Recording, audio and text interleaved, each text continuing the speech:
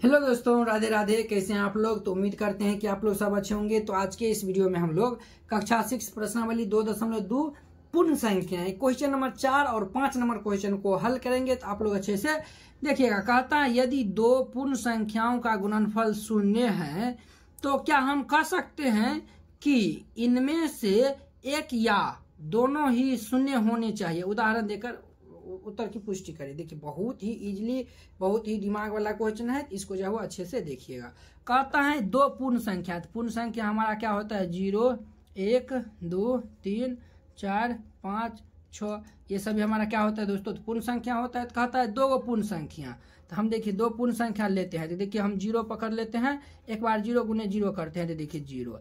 एक बार 0 को 1 से गुना कर देते हैं तो 0 आता है। 0 को 2 से गुना करेंगे तो ये क्या आएगा? तो ये भी 0 आएगा। 0 को हम 3 से गुना करेंगे तो ऊपर भी जो है वो ये हमारा, तो ये हमारा क्या हो जाएगा? तो ये भी भाई साहब 0 हो गया। तो यहाँ पे हम देख रहे हैं कि 0 को 2 0 को गुना करते हैं तो ऊपर भी 0, 1 भी 0 और 1 को गुना करते हैं तो 0 आ रहा है। 0 और 2 को गुना करते हैं 0।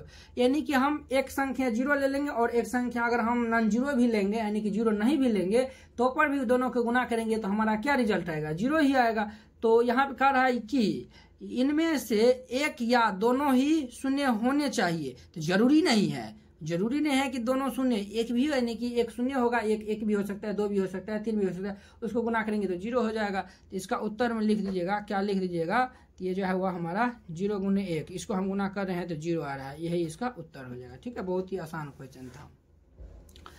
अब देखिए इसका जो है वो कहता है यदि दो पूर्ण संख्या का गुणनफल 1 है। कहता है दो पूर्ण संख्या का गुणनफल 1 है तो हम कह सकते हैं कि इनमें से एक या दोनों ही एक के बराबर होनी चाहिए। उदाहरण देकर उत्तर की पुष्टि करें। देखिए इसका, देखिए कहता है दो पूर्ण संख्या का गुणनफल। तो पूर्ण संख्या हमारा 0, 1, 2, 3 होता है। तो जो है गुणनफल 1 है। तो हम देखिए दो पूर्ण संख्या उठा लेते हैं। तो दो पूर्ण संख्या उठाते हैं तो 0 है। तो देखिए 0 हम 1 से गुना करते हैं तो क्या होता है? ये हमारा जो है वह ये जो है वो हमारा 0 को पहले 0 से गुना करते हैं 0। और देखिए 0 को जो है वो हम 1 से गुना करते हैं तो देखिए क्या आएगा हमारा? यानी कि 0 आएगा। अब देखिए 1 को 1 से गुना करते हैं तो 1 से गुना करेंगे तो 1। और देखिए 1 को जो है वो हम 2 से गुना करते हैं तो कितना आता है? 2 आता है। अब देखिए हम ये यानी कि और जो है वो देखिए 1 को हम 3 से गुना करेंगे तो कितना आएगा? 3 आएगा। उसी को हम जो है वो 2 को 3 से गुना कर लेते हैं तो देखिए 6 आ रहा है। तो कहता है यदि दो पूर्ण संख्या का गुणनफल 1। तो दो पूर्ण संख्या का, सभी तो पूर्ण संख्या का गुणनफल है। कहता है दो पूर्ण संख्या का गुणनफल 1 है। तो हम कौन सा कंडीशन में देख रहे हैं कि दो पूर्ण संख्या का गुणनफल जो है वह 1 आ रहा है? जब हम 1 को 1 से गुना कर रहे हैं तभी जाके ये 1 आ रहा है। ठीक है, क्या हम कह सकते हैं इनमें दोनों संख्या 1 या दोनों ही एक ही बराबर होनी चाहिए?